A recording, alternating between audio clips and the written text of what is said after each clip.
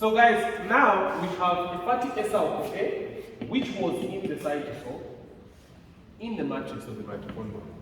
The next thing is beta-oxidation. So we have then to illustrate how is this fatty Acetyl-coA going to be broken down in beta-oxidation to produce energy. This is what we are about to do just now. So, allow me to remove this so that I can illustrate the reaction.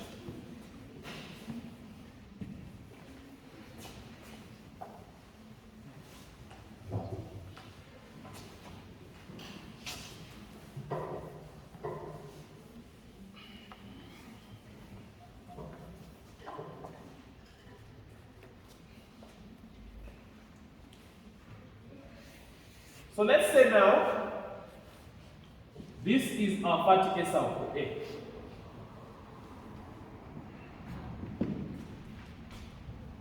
With 16 carbons. How is this fatty Acetyl-coA going to be used as a source of energy in beta-oxidation? So, allow me to just draw this in such a way that it becomes much clearer.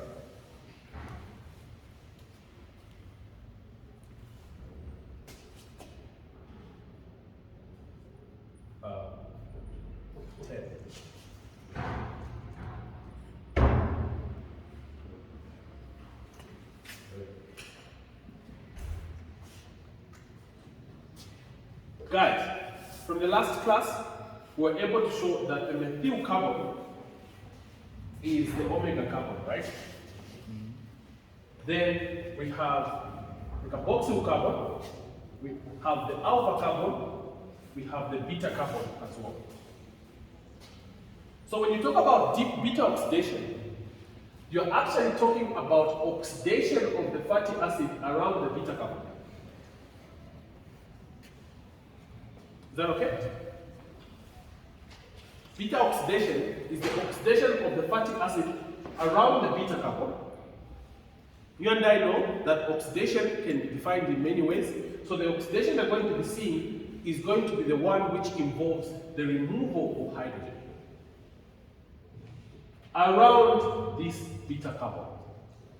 And in the process, you will see acetyl-CoAs coming off. So in each cycle of beta oxidation, you will be seeing acetyl-CoAs coming off.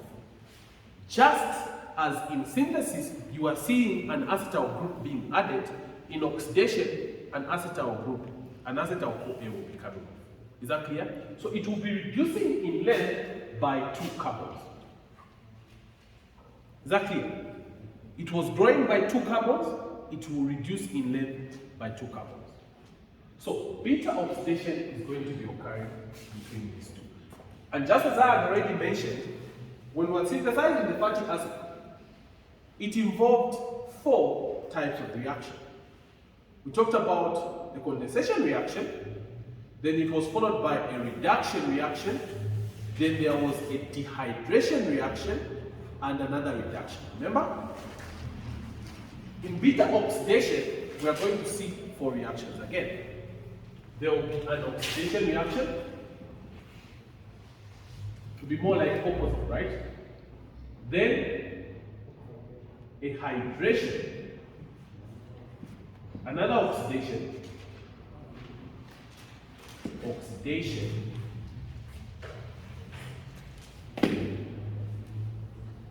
and finally there will be theolytic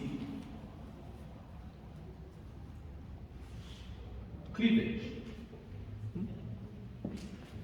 Those are the reactions that will be repeated. Is that okay? So when you know one of these reactions, you would know that it would actually going to be occurring sequentially. When you come to explaining this in your test or the exam, whichever one it will be, most likely the exam, we know the question, right? This is the question we are trying to build up onto, right? Sorry?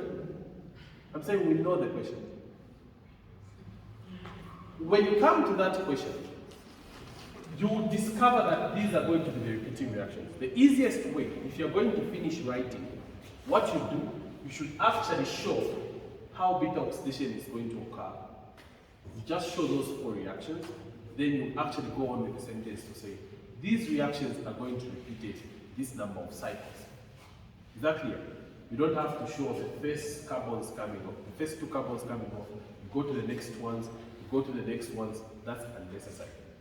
Just say, the first 2 carbons coming off, the next one will happen like the previous reaction. So just show 1 reaction. That's the best way of answering this question, if you're going to finish. Okay. The reason why I told you this is because the first time I wrote a question like this, I went on to explain each one of them, and I wasted so much time. Is that okay? And I couldn't finish. I thought that we didn't have much time. So you just have to show this reaction.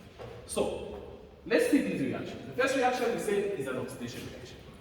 Oxidation around the beta carbon, or carbon number 3, right? This oxidation is facilitated by an FAD linked dehydrogenase.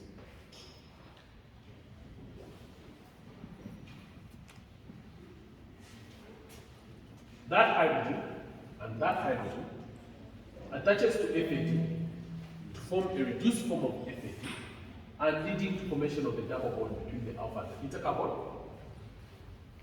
The molecule that results is this.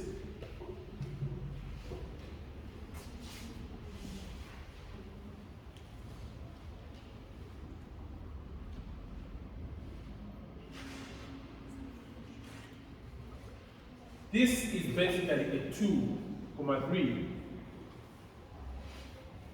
enoyl CoA. The enzyme catalyzing this reaction is actually the fatty acyl CoA dehydrogenase. It's oxidizing this fatty acid by removing 2 hydrogens and produces an enoyl CoA, or a trans delta 2 enoyl CoA. This molecule, you saw it in fatty acid synthesis. You saw an enoyl CoA, remember? So it's more like reversing the process of synthesis. Where there was a reduction, you have an oxidation. Where there was a dehydration, you have a hydration. Where there was another reduction, you have an oxidation. You see what I mean? So this molecule is the one that you saw. The next reaction is your hydration reaction. Water, the one that you removed as synthesis, is added. Once the water has been added,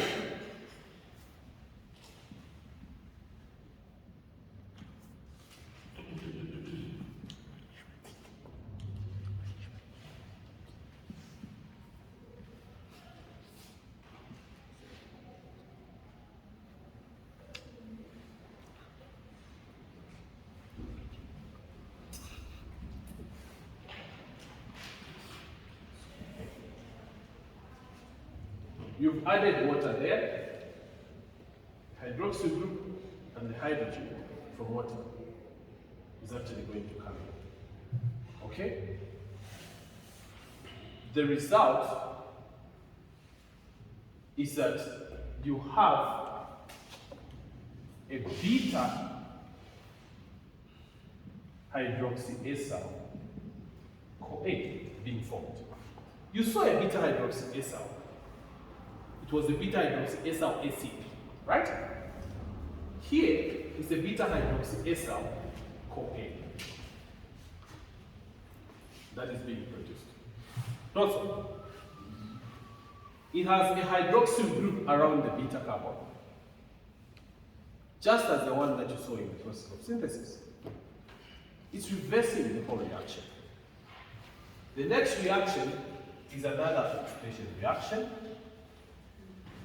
This time around, the oxidation is going to be done by an NAD linked dehydrogenase. Take note, this is the other FAD-linked hydrogenase we had mentioned last time. To say there are not so many FAD-linked hydrogenases. The other one is fatty Acetyl-coA dehydrogenase, right? Remember? It uses FAD as its coenzyme, such as similar to the way succinyl-CoA does. So, this time we see another FAD-linked, NAD-linked hydrogenase. This one is actually oxidizing a beta-hydroxyacetyl-CoA. Therefore, this enzyme is going to be a beta-hydroxyacetyl-CoA dehydrogenase. The one that was adding water was adding water to an enal-CoA, so it's going to be enal-CoA hydratase. So this enzyme is a hydratase. In synthesis, we saw a dehydratase. In breakdown, we are seeing a hydratase. It's basically the opposite of what happened. The product will have this hydrogen removed and that hydrogen removed. Therefore, this product would look like this.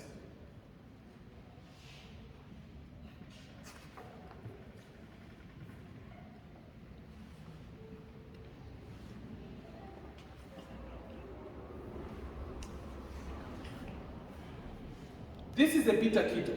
It has a keto group around the beta carbon. And you remember seeing this as the first product in fatty acid synthesis, right?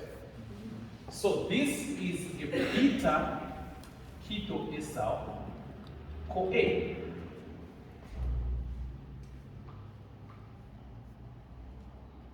The beta ketoacyl-CoA that is produced is the one that you saw in the process that involved the action of the condensation reaction. It formed this. So in this case, you have something that is looking like an analog of what you saw in the process of synthesis. This is basically the reverse of fatty acid synthesis. The final reaction is to remove an acetyl-CoA. If you look in the structure of this, when this comes off, this will be an acetyl-CoA.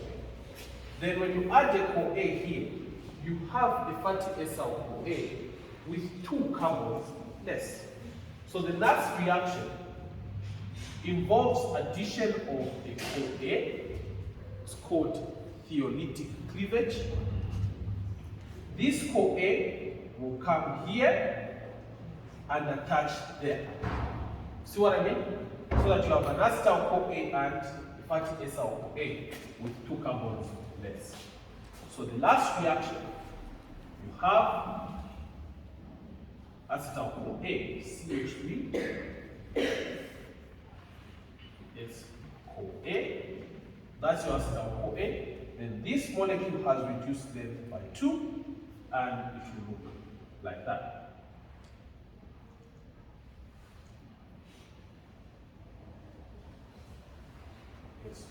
A. So this fatty acyl-CoA moiety has 2 carbons less than that because they have come out as acetyl-CoA. This is acetyl-CoA. This has 14 carbons. 1, 2, 13, 14. This is one cycle of beta oxidation. The next cycle, this will actually undergo a reaction such as that, undergo similar reactions. 2 carbons come off, it remains with 12. Goes back, 2 carbons come off, remains with 10. What I want you to note is that in each cycle, you are actually removing an acetyl-CoA, and at the same time, you are producing energy. There is energy there, and there is energy there.